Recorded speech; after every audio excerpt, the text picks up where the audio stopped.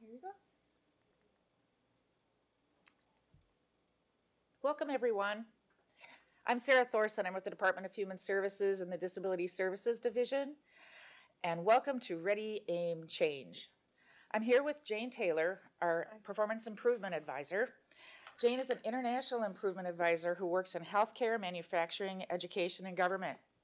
She's an adult educator and has over 10 years experience in healthcare leadership and 20 years as a quality improvement advisor. Jane has worked with the Department of Human Services on a number of quality improvement projects, as well as the Department of Health.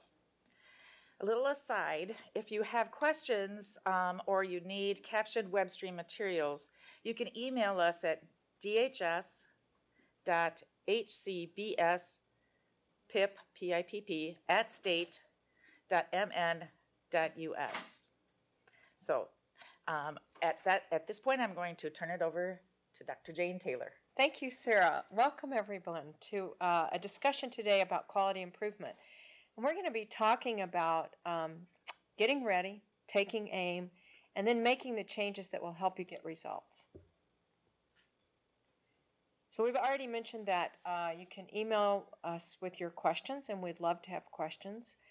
And I'm going to open with a quote from one of the PIPP grantees who said, after learning a little bit about quality improvement, she said, "This project is already changing the way our staff members think. I wish I had done this years ago." So my hope for you is that by the end of this webinar series, you'll be saying, "I wish I had done this years ago." I wanted to start first by talking about what is quality, because we throw this term around kind of loosely. We talk about quality improvement. Lately, we call it the science of improvement. But what do we mean when we say quality? Well, quality is really meeting or exceeding our customers' needs or expectations so that they have a better life. And the challenge is that what is a better life? Because a better life depends on the person who's experiencing that life. So the better life is always a value judgment. And when we talk about meeting or exceeding our customers' needs, we're not just talking about right now, but Dr. Deming, who's one of my mentors and one of the fathers of quality improvement, said, it's not enough to meet or exceed your customers' needs now. We have to do it now and in the future. So everything about improvement science and quality improvement is future-oriented. That is, we're going to set an aim or a direction that we want to go, and that direction is temporally located in the future. And everything we do will be moving us towards that and measuring how we achieve it. So if quality is meeting or exceeding customers' needs now and in the future so that they have a better life, what do we mean by customer? Because sometimes that's an off-putting word in human services. So by customer, we mean the people that we serve. So those are the people who are impacted by what we do, people who receive services from us. They are also the family of people who receive services for us. And staff can also be our customer. They are beneficiaries of things that we do. And even our partner organizations, or I like to think about who am I turning my work over to, who's going to use it next, is actually my internal customer. So that's just a little bit about quality and the definition of customer. So now I want to talk, well, okay, if we know what quality is, what is improvement? And I like to think about two kinds of improvement. And the first is we're just going to restore things to their prior level. That is, we had a certain level of quality that we liked, we had a problem, and now we're just going to get back to that level of performance. A second type of improvement, which is actually more interesting, is a breakthrough performance. And that is the kind of improvement that's going to jettison us to a brand new, heretofore unheard of level of performance. And the approaches that we use to get there are standardization. So we figured out what a good way to do things is, and we want to make sure we can standardize that and do it over and over again reliably.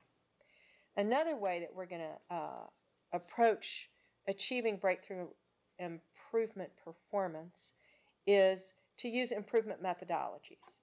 And you might know of those as Kaizen. I'm going to talk about other models in just a minute, but that's just your straight improvement work. And then there's innovation. And innovation is reserved for times when we don't really know the best way to get performance improvement and there's no evidence. Then we're going to use innovative techniques. But all of the science of improvement and quality improvement is grounded in the concept of trial and learn. So we're not talking about trial and fail anymore as a way to learn. We're talking about trying things on a small scale and learning from that. So I love this quote in this picture of Thomas Edison, and I need to attribute the Institute for Healthcare Improvement for this slide because I've stolen it shamelessly from them, borrowed it. But Thomas Edison said, he was talking about the value of failed tests, and he said, I did not fail 1,000 times. I found 1,000 ways how not to make a light bulb. And so I'm hoping that as you enter your quality improvement journey that you'll remember that there's 1,000 ways to learn how to make something better. So there are other models of improvement that you might have heard of, and I thought I would just cover a few of those. So the first, and the model that I actually prefer, is actually called the model for improvement. And I'll be talking more about that in a few minutes, but it's a very robust, powerful yet simple model to grasp. But then you might know other models like results-based accountability. Lean is really popular right now, and Lean has its foundations in the Toyota production system, which is also informed by W. Edward Deming's work and really is very much integrated with the model for improvement and the approach that we take in the science of improvement. You may know Six Sigma, and Six Sigma is an industry model that is really focused on reducing variation. And then there's Focus. PDCA has been around a long time. That was one of the early models I learned, where you find an opportunity, you organize your team. C stands for clarify current knowledge. What do we know about how this works now? U is understanding what is the system capable of producing. And then S stands in focus for select some strategies for improvement, and then you feed those into PDCA, or Plan, Do, Check, Act, as we used to call it back in the old days. There's also quality circles, which started in Japan, and that's really a manufacturing model where employees on the staff floor actually meet and work on improvements based on their experiences. And there are many other models of quality improvement. But today, we're going to talk about the model for improvement, which is really a very useful way to approach quality. So I want to go through the model for improvement now, but I'll just pause a second and ask if we have any questions yet or emails from the field. And I would love to get an email or two. We may be having some technical difficulties, so we're trying to fix that. So maybe we could move on, and then we'll check back for emails. So I should continue, Sarah? Yes. Alrighty, great. So the model for improvement has 3 questions to it. The first question is, what are we trying to accomplish? That's our aim, our purpose. And that is around the improvement project. So that would be around your plan. What are you trying to accomplish? The second question is, how will we know that a change is an improvement? Because sometimes we make changes and things don't get better, they get worse. And I have a lot of stories I could share with you about that. But we really want to make sure that if we make a change, things are getting better. And that's what measurement helps us with.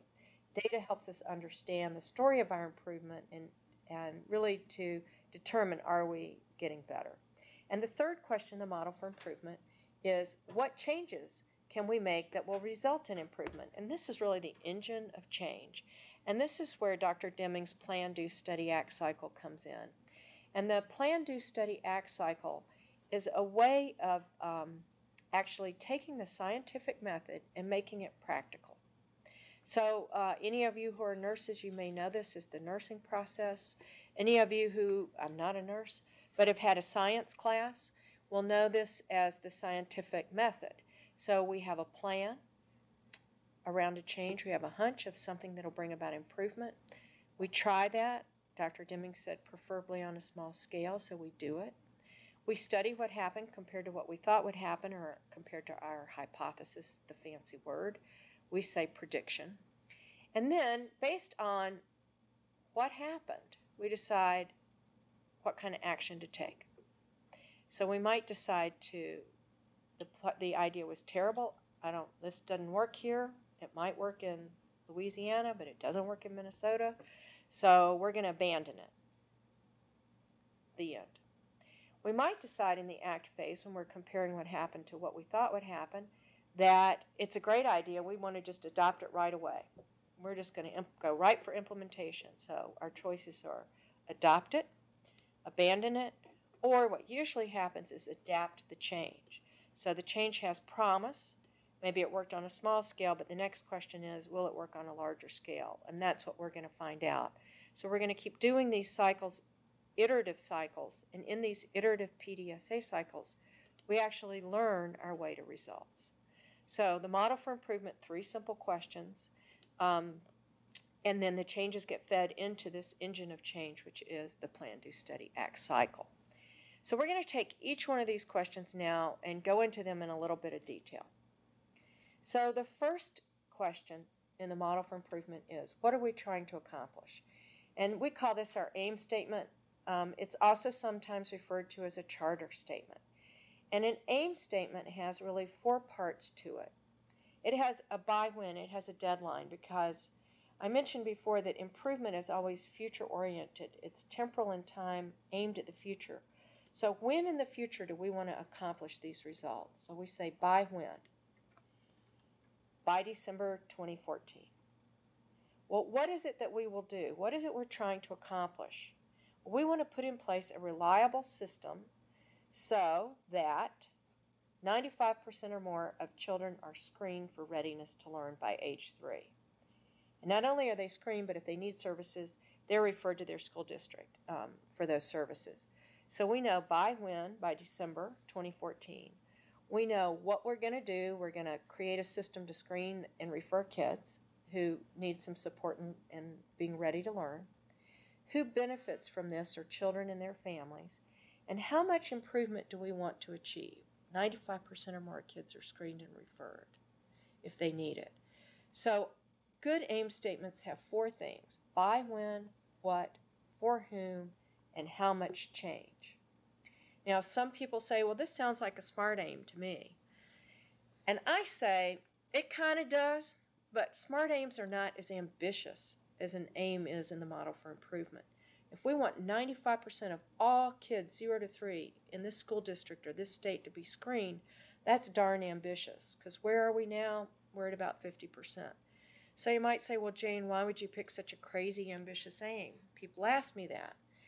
And I would say because we're going to develop a method and a systematic scientific approach to get there, and we're going to use measurement to learn.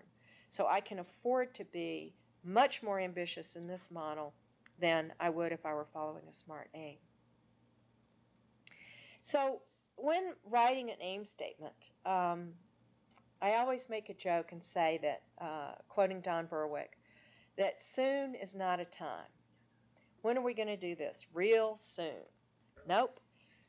We're not talking about a vague desire to do things better. We're talking about setting a concrete deadline so everybody knows, when is this going to happen.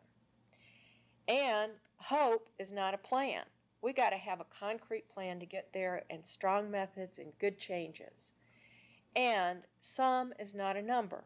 So how much improvement are we going to get? Well, we're going to get some improvement. No.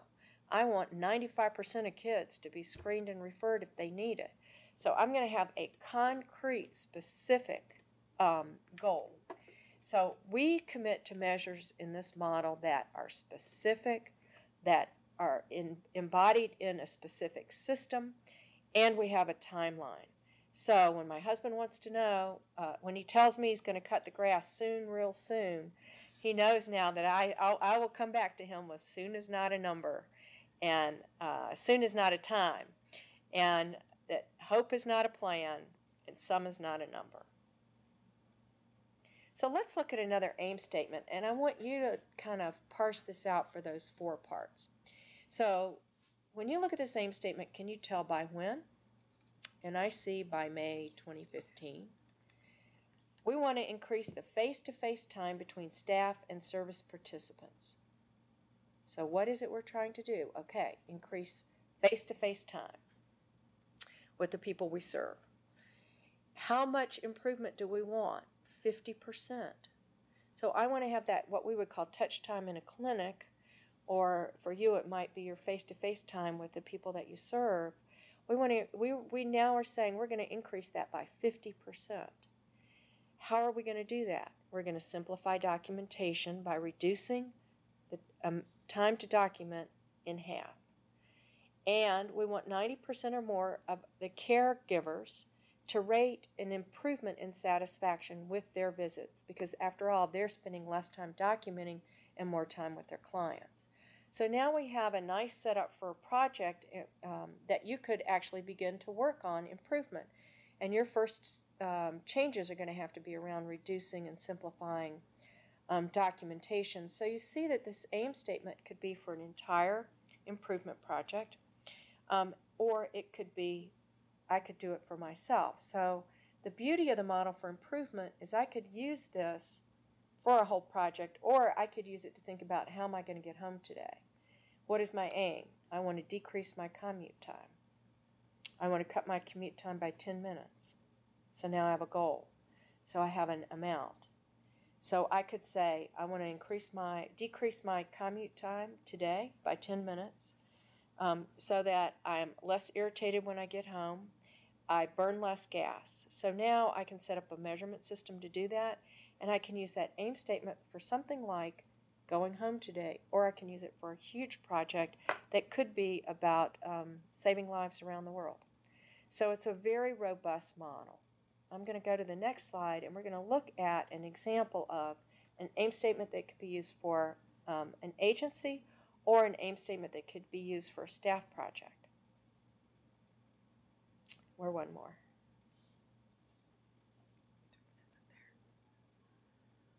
So the agency aim statement would be, by June 19th, 2015, our home health agency,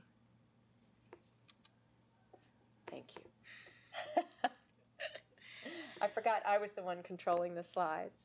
So our home health agency, by June 19th, will improve wound care and reduce related hospital admissions to less than 3 per year. And you might say, well, how did you pick 3? Well, I picked 3 because right now we may be experiencing 6 to 10 a year, and so I know that I could cut that in half and maybe cut it in half again, because I'm going to use some pretty good techniques to do that. So I've got my time frame, I have my what I'm going to do, and I know that it's going to improve the lives of the people that we care for in our home health agency. And my goals are 95% of patients or family, depending on who is competent, can teach back the 4 items for wound care prevention and treatment. So they could teach back to our staff what they need to do to take care of themselves. And I'm going to say 95% or more of them will receive a 4-eye check. And if you're curious about a 4-eye check, that just means 2 sets of people look at the body from top to bottom, all 360 degrees around, to make sure that the patient does not have any redness, or the person doesn't have any redness on their body or any pressure ulcers developing. Now, that would be an agency aim example. What about as a staff person? I might say by February 2015 or 2014, I will engage family in wound prevention so that they assist me in a 4-eye check assessment each visit and can teach back these 4 items to prevent wounds. No patient will develop a wound on my watch. And so for those who actually have a wound, no patient's wound will escalate. So I could write this either for myself if I'm doing an improvement project that I'm trying to do. Maybe I don't have the support of my organization. It's not a big organized improvement project. Or the agency could engage in an improvement project around wound prevention and the prevention of escalation. So I'm trying to show here that these aim statements are very robust and can be written at any level. So I want to move on now to the second question in the model for improvement. And the second question in the model for improvement says, how will we know that a change is an improvement? We're going to make all these changes, but, in God we trust, all others bring data. So we want to make sure that we can know that things are getting better. Improvement requires change. But we know that not all change is an improvement. And I bet if we were live in this room together, you could give me some examples of changes that you've made that really did bring about improvement. Or you could give me some examples of changes that you've made that didn't bring about improvement, where things actually began to deteriorate, or things got more complex, is usually what happens in organizations when we make changes that aren't well vetted, or they create rework or some duplication. So we want to make sure that we prevent that, and we're going to use data to help us. Now, in improvement science, we think that there are 3 types of measures. And by the way, I'm really today covering the waterfront, and I'm giving a broad overview of the model for improvement and improvement science. But in subsequent webinars, we're going to go a little bit slower and a little bit more in depth on some of these items, one of which will be measurement. So I hope you're not feeling overwhelmed right now by the pace of moving through this material. But we think that there's 3 kinds of measurement in improvement science. And the first we call an outcome measure. And the outcome measure is directly related to the aim we're trying to accomplish. So if I want to have a reduction in wounds, I would have to measure the number of patients that have acquired pressure ulcer, or those who acquire pressure ulcer that results in a hospital admission. So I'm looking at the direct outcome related to my aim. Or it might be around the escalation of a wound from a level 1 to a level 2 type wound, or 2 or 3. So the outcome measure is really about what I'm trying to accomplish. Did I increase my face-to-face time? So my measure would be face-to-face time in minutes. That would be my outcome measure. Or if we're talking about screening, what percentage of kids was I really able to screen? So that's the outcome measure. The second kind of measure in improvement science is called a process measure. And that's how do we get the work done? We want to measure that. So how often am I able to actually use a 4-eye assessment when I make a home visit? How often am I able to engage the family and teach back? Because teach back really tells me how good a job did I do in my patient education. So how is it I'm going to get the work done? Those are the process measures. And we usually have more process measures than outcome measures. So if I want to increase face-to-face time with my clients or the people I serve, then I need to reduce documentation, simplify the amount of documentation, and I might need to make some other changes to make sure that the time that I'm in the home with the person I'm serving, I actually can spend with them. So those are process measures, how the work is done. Then balancing measures get at the unintended consequences of the change. And those can be positive, like staff satisfaction increases, or they can be negative consequences. And sometimes I describe balancing measures as, I want to make sure I'm not robbing Peter to pay Paul. That is, that as I am working on improving one part of the system, I'm not causing some unintended consequence to another part of the system. And a lot of times people say, well, I wouldn't even know how to begin to measure that. And I have a simple little rule that I use. Who's going to holler? So as I make this change, who might scream and holler? And could I go sit down with that person and say, I understand you have some concerns and worries about me making this change. I'm going to cut my documentation in half. What are you worried about?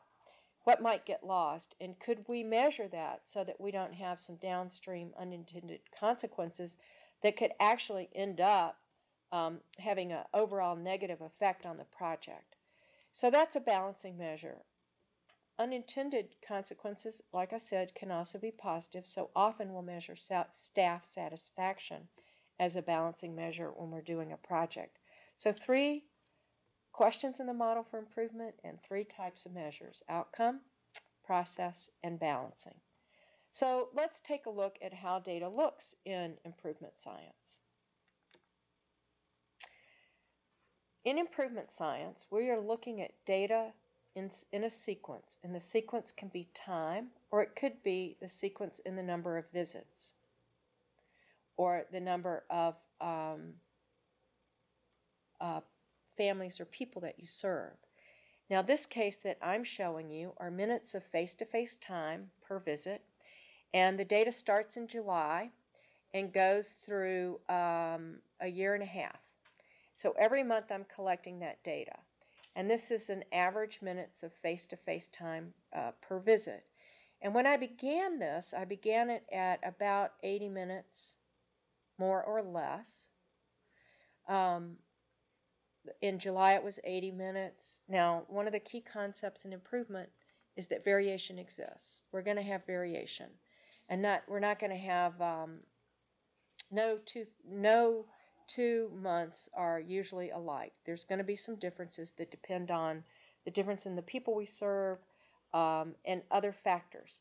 So I start in July at 75 minutes is my face time. I made this data up, so 75 minutes might seem like a real luxury to you, or it might seem short, I don't know. But I made the data up for us. In August, though, I only averaged about 60 minutes with my clients of touch time. And in September, it was about 80 minutes again. So I beginning to get this idea that for my first 3 months, what I might call my baseline, it's about somewhere between 60 and 70 or 80 minutes a visit. Now, a lot of times people get very hung up and they'll say, well, we got to get a good baseline in order for us to do improvement, or we don't know if we've really improved. It's true. And you can waste a lot of time collecting a perfect baseline when you could actually start improving. So what I like to do is just start collecting data the first month I'm doing a project, because I'm probably not going to be able to make changes the first month. And even if I do make changes, there's a delay in cause and effect. So the first few months are going to probably be pretty close to how things are done now. And even if they're not, over a year and a half, we're going to have a positive trajectory. So I don't worry too much about the perfect baseline. What I worry about is the direction of the data. So I drew the median of the first few data points in on the graph here, which is just charting face-to-face minutes over time. And one of the things I love about improvement is you can sit in the back of the room, or I can even take my glasses off and I can see that we're moving in the right direction, that our face time has really increased from when we started until where we are now. And then I get curious when I look at this data and I begin to ask, what happened? How did we do this? Because we've gone from about 70 minutes of FaceTime up to 120 minutes of FaceTime. So we've nearly doubled our FaceTime. How did this happen? So one of the beautiful things about looking at data is it begins to cause us to ask questions about what we're doing. Now you'll notice there's a gap in the data. No data is perfect. And it turns out that in May, I wasn't able to collect data. I had all kinds of things happen, and so I just couldn't do it in May. But I have all the other months. And I can see that even though it's not a steady month-to-month progression, over time, I've just about doubled my face-to-face minutes. Now, we're going to go over more examples of this in future webinars, but I wanted to show you, just to get you accustomed to looking at data temporally over time, understanding that variation exists, and what we really want to know is, what does that variation tell us? Does it show that we are improving, as in this case, we're going from about 60, 70 minutes up to 130. So I just want to say a few more words about measures. Measures tell a story. I like to say measures are my friend because they really help me understand if we're getting better. And one of the key things here, and I think in government work this is so important, measures are for learning, not judgment. And a lot of times in government work, we're used to submitting an annual figure, and that figure is publicly available, and it's an accountability measure. And we're really held to This idea, are we good? Are we not good? And instead, we in improvement want to look at, we already know if we're good or not good. We've got a pretty good sense of that. And if I'm trying to go from face time of 60 minutes to doubling that, I know at 60 minutes I'd say I'm not as good as I want to be, and when I improve, I'm better. So these data that we look at over time really help me understand and help those working on the project understand and senior leaders understand that we really are improving, that the changes we made are working. We're learning our way to results. Because if our data had gone the other way, if our data had gone down, let's see how to do this way, we would be concerned that our changes actually were taking away from face time. So by looking at that data on a month-to-month basis and looking for the pattern improvement, I can learn from the data. Now, no measure is perfect. You know, how are we going to measure face time? When does it start? Does it start when I put my pen down from my documentation? Does it start when I first shake hands with a person when I come into their house? We have to make some judgment calls about how we define our data. And is face-to-face time the best measure? I don't know. But there are some things that help me understand if I have a good measure. And one is it easy to collect? Because if it's not easy to collect, I'm probably not going to collect it. And it's probably not going to be very useful. The next question is there data already available that I could collect or use? It might not be the perfect data, but will it tell me something about what I'm trying to improve? And then the third idea is, can we use the data to take better action? So I think that's a really important question, because if data is for learning, if I'm not using data to act on, why am I collecting it? So I want to use data to inform better action. That's one of the main points. Learn from it and make sure that I'm taking better action based on that data. So is it easy to collect? Is there something else already being collected that we could collect instead that's readily available, because data collection is a burden? And are we going to use that data to act on? Because if we're not, do we really want to be collecting it? And then, is the data sensitive to the changes that we're making? So if I'm reducing time in documentation, am I going to see it show up in face-to-face minutes?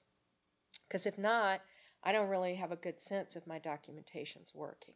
So I want to have nice sensitive measures that don't lag too long. I'm doing a big project right now on reducing infant mortality, and it takes a long time to budge that dot. So we have to, and we look at that data once a year, so we're going to have to figure out some very sensitive measures to look at in between to help us understand if we're moving in the right direction. So, is the measure sensitive to the changes we're making? And by the way, not all measures or all data have to be numeric. Qualitative data or words are good too. And we like to use mixed methods. So we like to have the data as shown here. So we're improving our face-to-face time. And then maybe we have a quote or two that are illustrative from a family about what a difference this face-to-face time made to the person we serve. So we really see that that person is feeling less anxious or less unhappy because they're getting more face time, or they're feeling more integrated in their community. So quotes are great to include when you're showing data. They make a really robust story. So qualitative data counts. Now we're going to move into talking about the third question in the model for improvement, which is, what changes can we make that will result in improvement?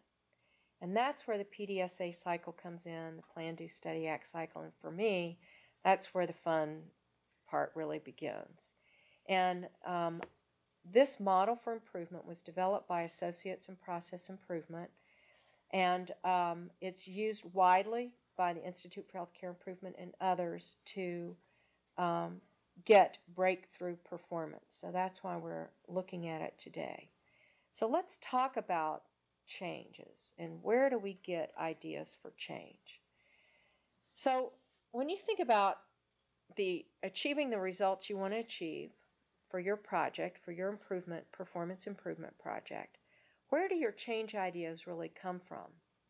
Well, sometimes your change ideas will come from evidence, that is, from the literature. And those are what we would call evidence-based changes. And that's probably the gold standard because somebody's done it, they've proved it, it's been peer-reviewed, and it's known to work. But sometimes you just have a hunch. Or maybe the person that you're working with has a hunch. And that hunch needs to be tested because it very well could be so. Our experience is another place that we turn to for change ideas. And then, the people you serve and their families will have ideas of how to improve service. And then you also are going to get ideas from your colleagues. What are better practices that other people are using that I could steal from? And what are my colleagues in other states doing, other counties, other agencies?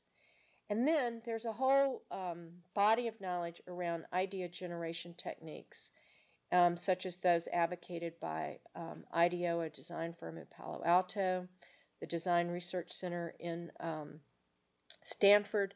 So there's a lot of known techniques for generating ideas.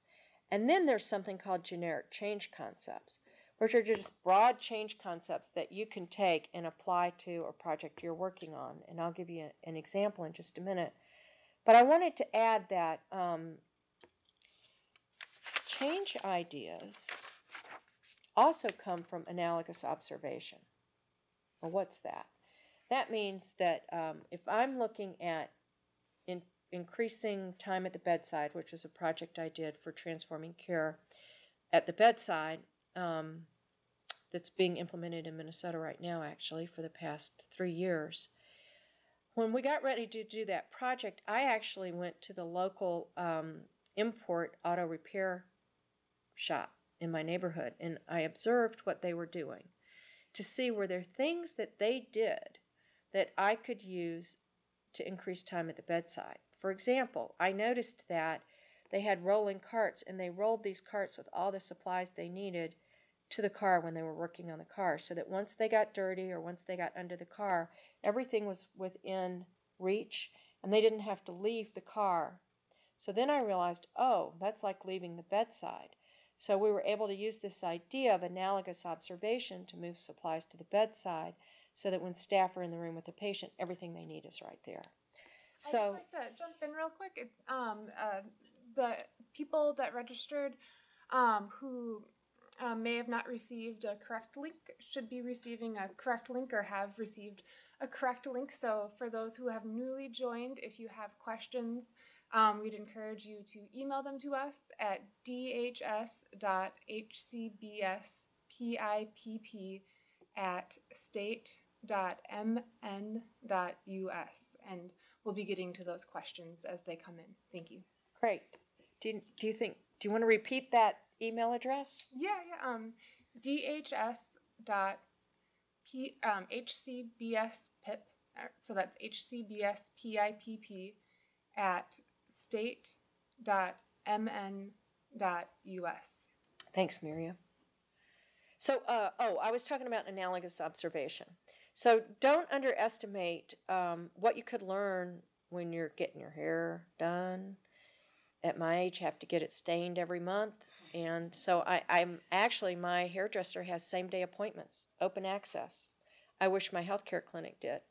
So one of the things that I've been doing is interviewing her, trying to learn how is she able to do that? Because other places I used to go to, you had to make an appointment a month in advance to get in. And if you missed it, you're growing out. So analogous observation is a very powerful way to get change ideas. And I have another suggestion for you. The Institute for Healthcare Improvement, which we have a lot to thank them for the slides we're using today, and the propagation of the model for improvement, has developed an app. And this app is free of charge, and you could get it on the Google Play App Store or the iTunes App Store. And it is called, I have a screenshot of it here for you, but it is called the Model for Improvement. So you look for the Institute for Healthcare Improvement Model for Improvement app, and you'll find it. You can download it. And they have something called the app for the day. And so the app for today, I went online to look at it for us. And Miriam, if you'll give me the video back for me. There we go. So here's the app. I hope you can see it. I know you can't see the detail, but I wanted to show it to you. And the app for the day is outsourced for free. And this is a change concept, and now they're going to tell me something about it. Sometimes it's possible to get suppliers to perform additional functions with little or no increase in the price to the customer. A task that is a major inconvenience or cost for the customer can be performed sometimes inexpensively and effectively by the supplier. The supplier might be willing to do this task for free to secure ongoing business with the customer. Now, we're the state, so this change concept might need adaptation for use, but the concept is a good concept. And so if you think of your internal suppliers, people you depend on to do your job, is there something that they could do? For example, the transportation system or the mobility system. They're an internal supplier for your clients. And they may have great ideas of things that they could do that could make a huge difference that wouldn't be very much skin off their nose, so to speak. So these are concepts that you don't take literally, but you begin to think about how could I apply them in my system. And then when you use the app, it also gives you examples. So here's an example of a distribution company, and then there's a second example in a computer distributor. So they give you examples, and there are other functions in this application. There's a thing called the model for improvement that explains the model for improvement. You can browse, there's 73 or 78 change concepts, and you can browse them and get ideas. So you might wonder, well, give me a concrete idea of using a change concept. And I'll tell you a story about a hospital that I worked with in Wisconsin, and the change concept they thought about was called synchronization. And so they were thinking, how can we use this concept? And they came up with the idea that when a patient's admitted, so you could think about when a person comes onto your service, so I hope you're beginning to make some translations. When a patient was admitted to their hospital, they would beep the nurse, the doctor, and the pharmacist who would come into the patient at the same time. The physician and the nurse would do their assessment of the patient, initial assessment, together and create a plan together, while the pharmacist did medication reconciliation. Now, at this particular hospital, they said that the process measure they used was a reduction in phone calls between the nurse and the physician. It was less confusion about the plan, and they believed that it reduced a day of their length of stay. So that's an example of taking a change concept like synchronization and figuring out how to use it. Now, one thing I would love to see done is synchronization applied to the discharge planning process. But I think you get the idea of how you might be able to take a generic change concept in your app for the day to come up with ideas for change, because sometimes our well runs dry. So we've created a way at the Institute for Healthcare Improvement of organizing changes so that we can use them in something called a driver diagram. And so when we are thinking about making changes, we have a question called, when we get ready to make this diagram, we think about how can we increase our degree of belief or our confidence that the change concept that we have or the hunch we have or someone else's experience or our experience is actually going to bring about improvement. So we talk about increasing our degree of belief. And then the second thing we talk about is how do we contextualize a change that has worked for someone else or worked in another agency or in another situation and make it work for me or my agency right now. And that's part of why we engage in testing, is to figure out how to contextualize and make changes work for us. So I mentioned that we organize our changes in driver diagrams. And a driver diagram is simply a picture of our theory to date. What is our best theory to date to get the results that we've put forth in our aim statement? It's usually on one page, and the ideas on it are actionable and concrete. and they are necessary and sufficient to get the results we want to achieve and nothing more. So everything on the driver diagram is necessary. That is, we have to do all these things to get results, and it's enough. It's sufficient to get there. So usually you have just one aim statement for your driver. I would say always. There might be 3 to 4 key drivers, and then from those key drivers, there are going to be some change ideas that are going to be used to move those key drivers towards the aim. So here's an example.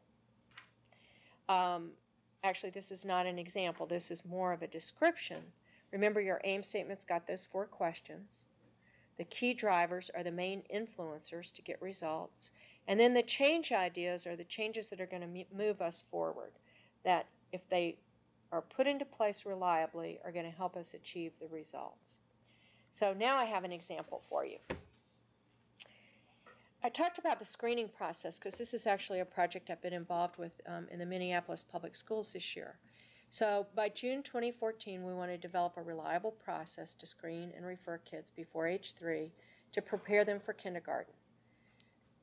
We wanted 95% of kids at age 3 to be screened and referred to early learning programs if needed. Well, what are the key drivers? We think the key things that need to be done, and you see there's more than 3 to 4. There's actually 1, 2, 3, 4, 6 of them. But we said we've got to screen, we have to refer, we have to track, and we have to do follow-up. But more than that, we need to coach families to make sure they avail themselves of the resources available and understand the consequences of not doing everything they can to help their child 0 to 3 while the brain is still so plastic. And then we have to communicate and cooperate with other services and agencies to pull this off. And then each one of these key drivers has change ideas that we're going to test. So with communication and cooperation, we're going to host periodic meetings at the clinic with all the stakeholders who are involved and engage them in problem solving. So those are some change ideas that we need to put into place. For coaching families, we're going to co-create care plans, we're going to use Teach Back, and we're going to inform families of resources and finances that are available to them. So these ideas are nested, and it's what is required to move us forward to achieve our aim. So here's another example that I created for us today. By June 2015, we'll expand our capacity to support people with disabilities who are deaf and hard of hearing in the workplace.